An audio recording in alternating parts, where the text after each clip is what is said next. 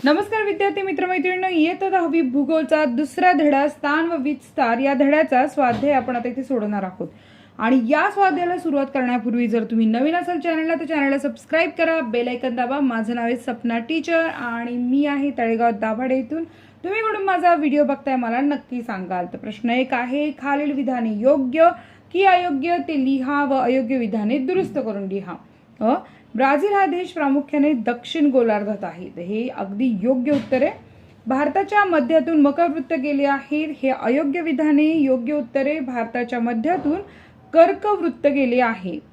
ब्राझीलचा रेखावृत्तीय विस्तार भारतापेक्षा कमी आहे, तर हे अयोग्य उत्तर आहे। योग्य उत्तर येणार आहे, ब्राझीलचा रेखावृत्तीय विस्तार भारतापेक्षा जास्त आहे।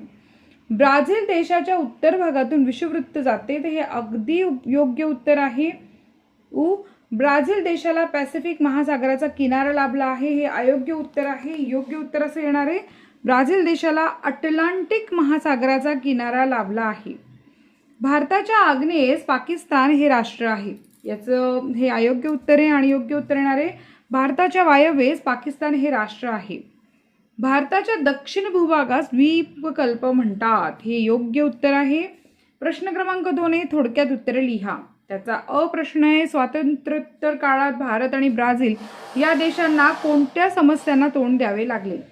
तर उत्तर लिहायचं आहे, स्वातंत्र्योत्तर काळात भारत आणि ब्राझील या देशांना प्रामुख्याने पुढील समस्यांना तोंड द्यावं लागले। एक म्हणजे स्वातंत्र्योत्तर काळात पहिल्या 20 वर्षात भारताला 3 युद्धांना सामोरं जावं लागले। 2, स्वातंत्र्योत्तर काळात भारतातील विविध प्रांतातील लोकांना दुष्काळांनाही सामोरं जावं लागले। 3, स्वातंत्र्योत्तर काळात भारतात विविध वित्तीय समस्या, आर्थिक विकासाचा मंद वेग इत्यादी समस्यांनाही तोंड द्यावं लागले।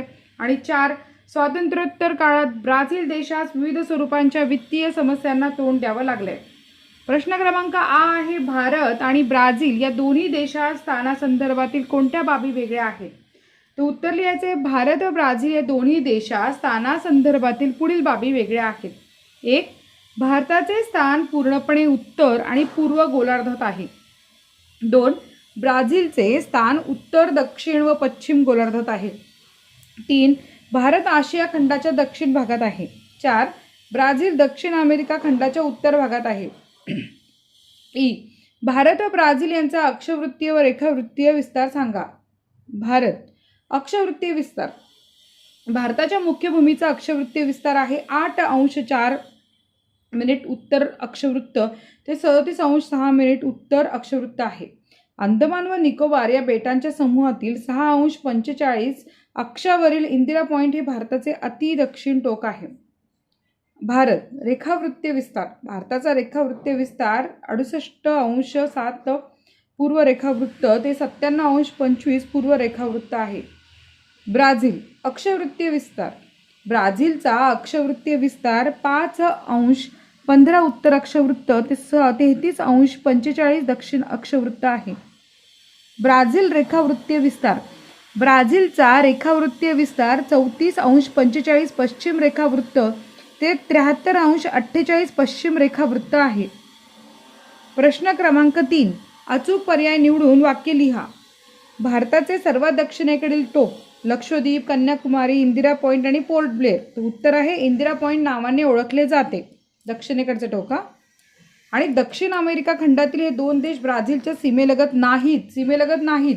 Chilli, Ecuador, Argentina, Bolivia, Colombia, French Guiana, Suriname, Uruguay, उत्तर आहे चिली आणि इक्वेडोर हे 2 देश ब्राझीलच्या सीमेलगत नाहीत। दोन्ही देशातील राजवट ही लष्करी, साम्यवादी, प्रजासत्ताक, अध्यक्षीय तर प्रजासत्ताक प्रकारची आहे। खालीलपैकी कोणता आकार ब्राझीलचा किनारी भाग योग्य प्रकारे दर्शवतो? त्यातील 1 नंबरचा जो आकार आहे तो ब्राझीलचा किनारी भाग दर्शवतोय।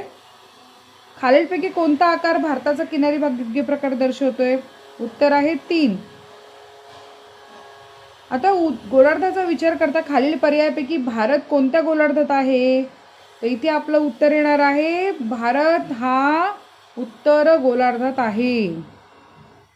गोलार्धाचा विचार करता ब्राझील प्रामुख्याने खालीलपैकी कोणत्या गोलार्धात आहे? तर ब्राझील हा प्रामुख्याने दक्षिण गोलार्धात आहे। धन्यवाद विद्यार्थी मित्रमैत्रिणींनो, व्हिडिओ इथे संपला। आपण सर्व प्रश्नांची उत्तरे इथे अगदी योग्य दिलेली आहे। व्हिडिओ आवडल्यास लाईक करा, चॅनलला सबस्क्राईब करा. धन्यवाद.